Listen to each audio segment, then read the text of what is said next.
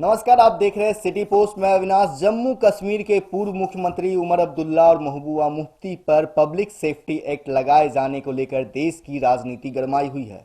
इन दोनों पूर्व मुख्यमंत्रियों के अलावा नेशनल कॉन्फ्रेंस और पीडीपी के दो बड़े नेताओं पर भी ये सख्त कानून लगाया गया है। महबूबा मुफ्ती की बेटी इल्तिजा मुफ्ती ने ट्विटर पर इस बारे में जानकारी देते हुए लिखा कि उनकी मां पर बीती रात 9:30 बजे ये कानून लगाया गया।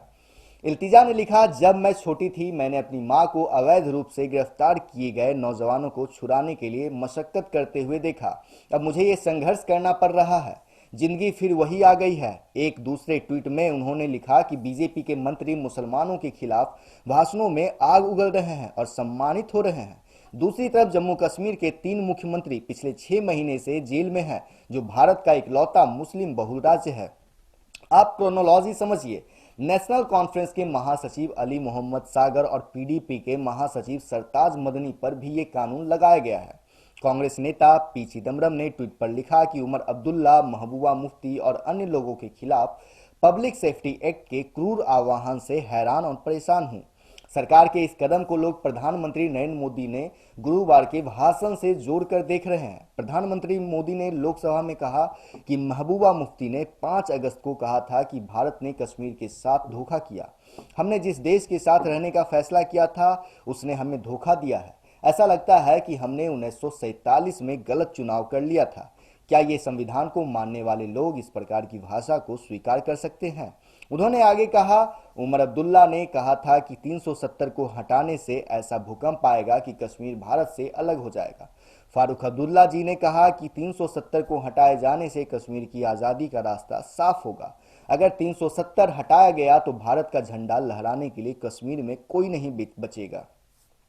क्या भारत का संविधान मानने वाला ऐसी बात स्वीकार कर सकता है?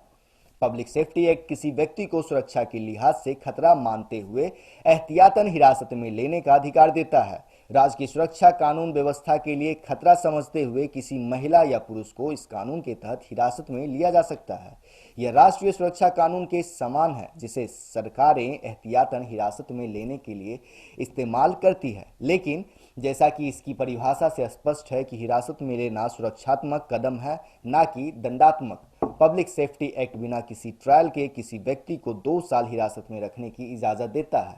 इसे डिविजनल कमिश्नर या जिलाधिकारी के प्रशासनिक आदेश पर ही अमल में लाया जा सकता है, ना कि पुलिस के आदेश पर।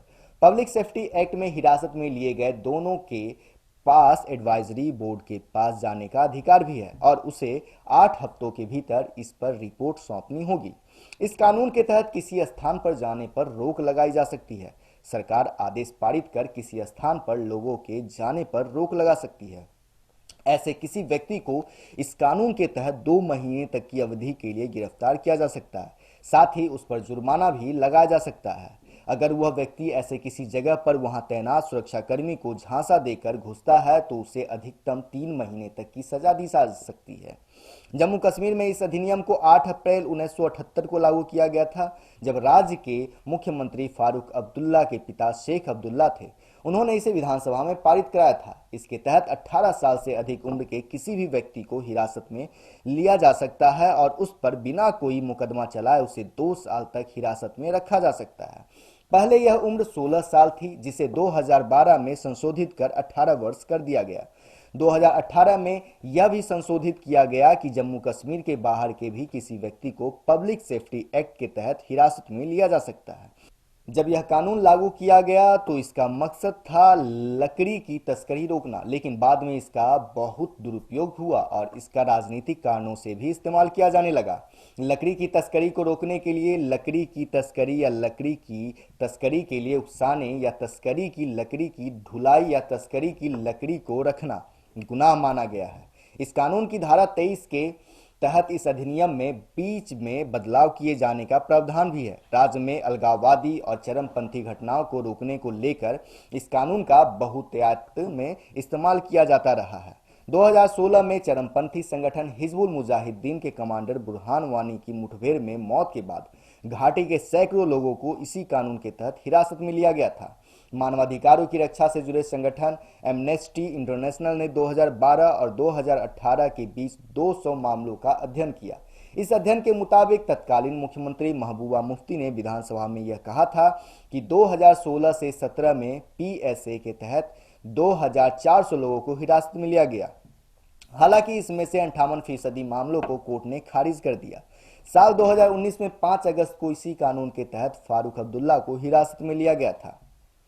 इस खबर में इतना ही। आपको हमारी खबर अच्छी लगे तो हमारे चैनल को सब्सक्राइब करें, बेल आइकन दबाना ना भूलें ताकि हमारी खबरें यूं ही आप तक पहुंचती रहे। धन्यवाद।